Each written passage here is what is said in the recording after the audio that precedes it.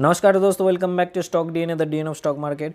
दोस्तों कल हम लोगों का रेजिस्टेंस और सपोर्ट वाला जो रेंज था वो था 422, 17,000 और 330।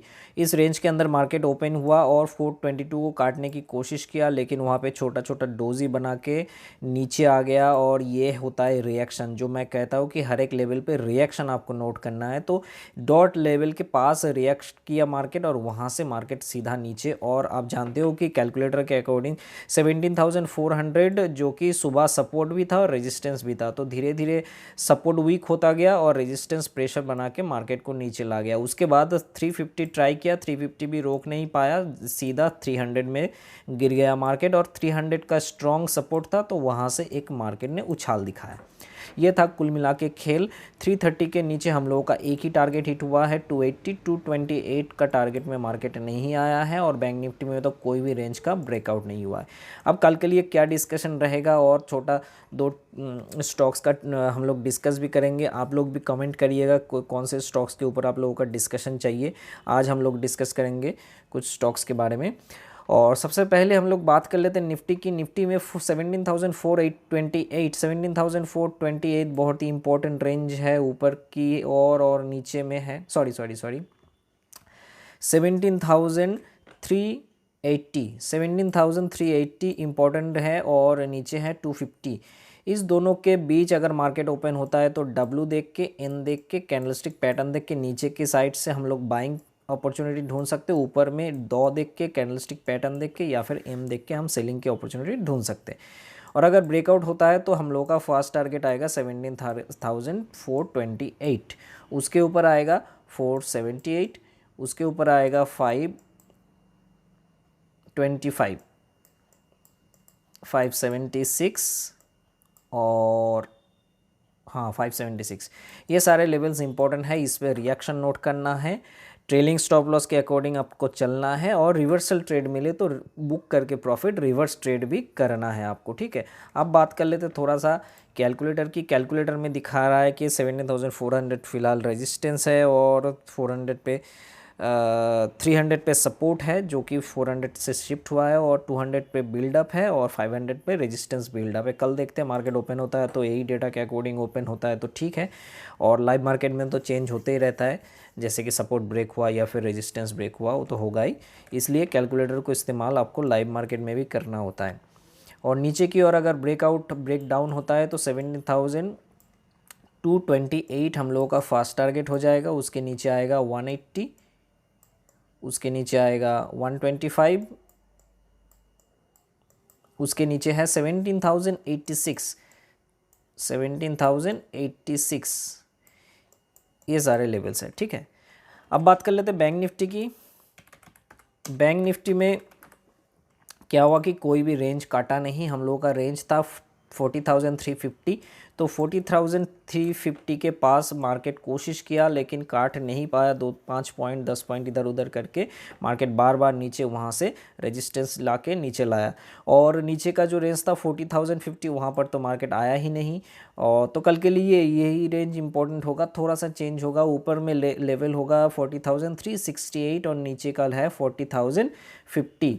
40,368 के ऊपर अगर ब्रेकआउट होता है तो हम लोग देख पाएंगे कौन सा लेवल्स, हम लोग देख पाएंगे 40,425, 40,425। उसके ऊपर है 540, उसके ऊपर है 635, उसके ऊपर है 750। ये सारे लेवल्स आप चार्ट में लगा के रख सकते हो। डेटा थोड़ा सा देख लेते हैं। डेटा में बैंक निफ्टी डेटा 40,300 पे रेजिस्टेंस है और सपोर्ट भी है। बिल्डअप 40,500 पे है और 40,000 पे बिल्डअप है। थोड़ा सा चेंज हुआ है, कल जैसे सिनेरियो था वो नहीं है।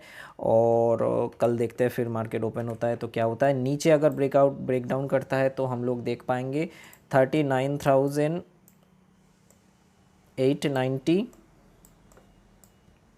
उसके नीचे है 780, 600, 39,000 एंड 485। ठीक है, ये सारे लेवल्स के अकॉर्डिंग आपको काम करना है और बाकी रूल्स एंड रेगुलेशन सब सेम है। अब बात कर लेते हैं सबसे इम्पॉर्टेंट है जो स्टॉक्स की, जिसका रिक्वेस्ट आया था, अदानी एंटरप्राइजेस का। देखिए अदानी तो ऑलरेडी न्यूज़ में है और काफ़ी वोलाटाइल भी हो चुका है, लेकिन अदानी एंटरप्राइजेस में जो लास्ट एक रिवर्सल आया था उसके बाद थोड़ा सा रिवर्सल यहाँ पे आया है आज। जैसे कि यहाँ पे आप देख सकते हो जो सपोर्ट लेवल है उसी सपोर्ट लेवल के आसपास से मार्केट थोड़ा सा नीचे गया और नीचे से आज एक रिवर्सल किया। तो यहाँ पे देखने वाली बात है कि ये जो ओवरटेकिंग पैटर्न है, ये टेक्निकल की भाषा में इसको बुलिश एनगल्पिंग कहा जाता है, लेकिन इसके कंफर्मेशन तो हो चुका है। इसके अगर हाई को अगर मार्केट काटे तो आपको यहाँ से ट्रेड लेना है बुलिश की तरफ। और अगर आप इसमें भी वेट करना चाहते हो तो थोड़ा रिट्रेसमेंट का 2-1 कैंडल का वेट कर सकते हो, फिर जाके अगर मार्केट काटता है मतलब एक इन बनता है तो उसके ऊपर भी आप कर सकते हो, क्योंकि कभी कभी ये बुलिश एनगल्पिंग बनने के बाद भी मार्केट साइडवेज बन सकता है। ऐसा ज़रूरी नहीं है कि ये बन गया तो मार्केट सीधा ऊपर ऊपर चला जाएगा, ऐसा ज़रूरी नहीं होता।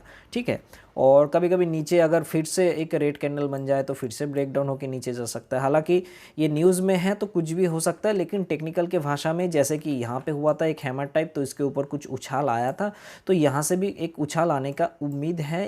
हो सकता है इस एरिया तक या फिर इस एरिया तक फिर से उछाल आए। तो ये तो बात की बात है, कब होगा ये पता नहीं, लेकिन हालांकि एक रिवर्सल का एक टेंडेंसी यहाँ पे दिख रहा है और यहाँ पे टोटल सपोर्ट एरिया है, यहाँ से ही हो रहा है। तो ये बहुत स्ट्रॉन्ग है और इम्पोर्टेंट भी है, जिसके ऊपर आप नज़र रख सकते हो। और अगर एकदम से आप चाहते हो कि अदानी के कोई स्टॉक से आप काम नहीं करना चाहते हो तो वो तो और भी अच्छी बात है। अब देख लेते हैं अदानी पोर्ट्स की। अदानी पोर्ट्स में भी एक रेजिस्टेंस एरिया से मार्केट आज थोड़ा सा रिएक्ट किया, तो इस रेजिस्टेंस एरिया को क्रॉस करेगा तो मार्केट एक उछाल ऊपर की ओर अप ट्रेंड जाननी स्टार्ट कर सकता है, क्योंकि अदानी पोर्ट का जो न्यूज़ है वो थोड़ा सा अलग है। इसमें लोग थोड़ा सा शंका कम कर रहे हैं। ठीक है, तो इस वजह से इसका थोड़ा सा न्यूज़ अलग है। तो इसके ऊपर अगर जाए मार्केट तो वहाँ से आप एक स्विंग ट्रेड या पोजिशनल ट्रेड के लिए आप सोच सकते हो। और नीचे स्टॉप लॉस यहाँ पे होगा, स्ट्रिक्ट स्टॉप लॉस आपको मेंटेन करना होगा, चाहे आप शॉर्ट टर्म कर रहे हो या फिर लॉन्ग टर्म कर रहे हो, कुछ भी कर रहे हो। ठीक है, इसके लिए कोई मतलब दो राय नहीं है। स्टॉप लॉस तो हमेशा बनता है जब आपका इंट्राडे हो चाहे वो पोजिशनल हो। और सपोर्ट की बात देख लेते तो सपोर्ट ऑलरेडी ले चुका है, अगर इसमें कोई गड़बड़ी ना हो तो यहाँ से लगभग ये जो 650 का जो लेवल है यहाँ तक चलना चाहिए, अगर इसमें कोई दिक्कत ना हो।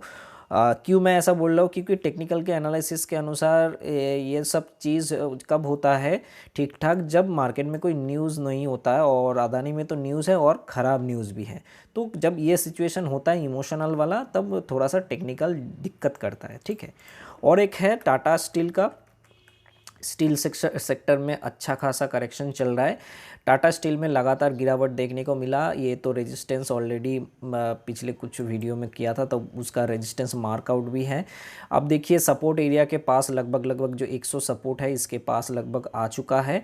तो देखते हैं 100 या 98 इस सपोर्ट एरिया से ये अगर रिएक्ट करता है तो यहाँ पे कोई रिवर्सल पैटर्न बनाता है तो यहाँ से फिर से हम लोग शॉर्ट टर्म लॉन्ग टर्म के लिए अपॉर्चुनिटी ढूंढ सकते हैं। और अगर कंफर्मेशन ना मिले तो हम लोगों को वेट करना चाहिए। कितना भी अच्छा क्वालिटी का स्टॉक्स हो, हम लोगों को हमेशा कंफर्मेशन का वेट करना चाहिए, ऐसे ही नहीं घुसना है। तो ये अगर कंफर्मेशन ना करे तो इस लेवल पे भी तो आ सकता है ना, 80 लेवल। कहाँ पर आएगा ये कोई नहीं जानता। हम लोग सिर्फ जो इस कंफर्मेशन है उसके ऊपर एक दाव लगाते हैं, बस उसके साथ स्टॉप लॉस रहता है। अगर वो चल जाता है तो हम लोग प्रॉफिट बुक कर लेते हैं, अगर नहीं चलता है तो स्टॉप लॉस हिट हो जाता है। ऐसे ही आपको डिसिप्लिन मेंटेन करके करना है। ठीक है, तो दोस्तों वीडियो को अच्छा लगे तो लाइक शेयर कर देना और कमेंट में ज़रूर लिखिएगा कौन से स्टॉक्स में आप डिस्कशन चाहते हो, तो नेक्स्ट डे हम लोग उसी के स्टॉक्स के ऊपर डिस्कशन करेंगे, so that you people can be benefited. ठीक है दोस्तों, मिलते हैं कल। Bye bye, thank you.